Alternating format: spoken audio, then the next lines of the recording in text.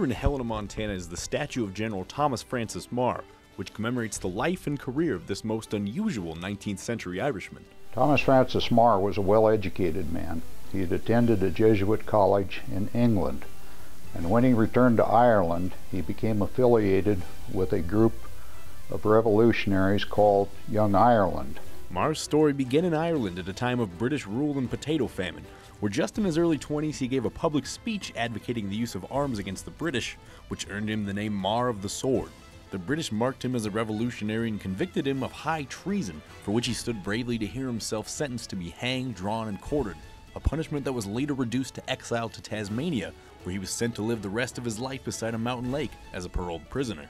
And after only a few years there, he made a perilous escape and proceeded to New York. When Meagher arrived in New York, he was sort of the celebrity of the moment. He was young, he was handsome, he was an Irishman, and above all, he was an Irish revolutionary. One of the perhaps lesser-known facts about Meagher is the fact that he actually started a newspaper in New York City called the Irish News. It was originally started as a home journal, but within a few editions it became a political newspaper because Meagher simply could not stay out of the fight. After stints as a lawyer, a newspaper editor, and a South American adventurer, Meagher joined the Union Army in the Civil War and recruited the famous Irish Brigade in New York, becoming its general.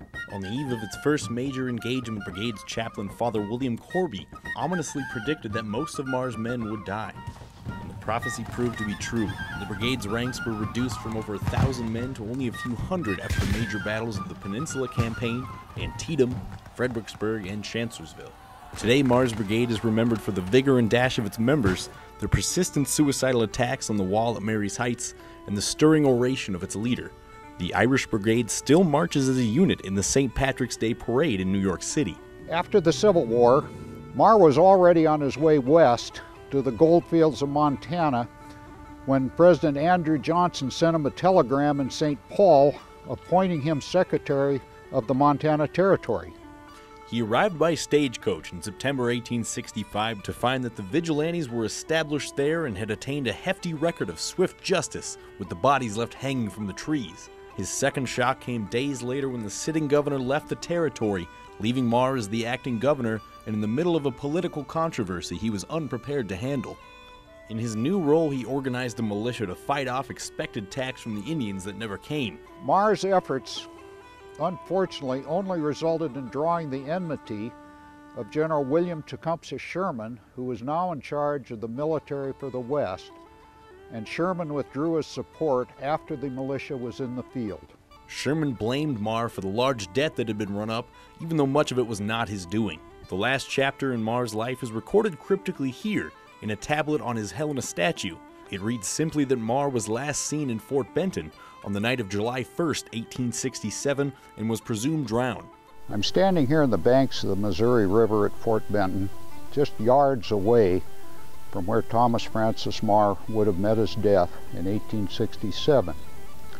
Was the death a homicide, as many suspect? Was it suicide? Or was it accidental? In this book, the Irish general goes a long way towards solving the 140-year-old mystery.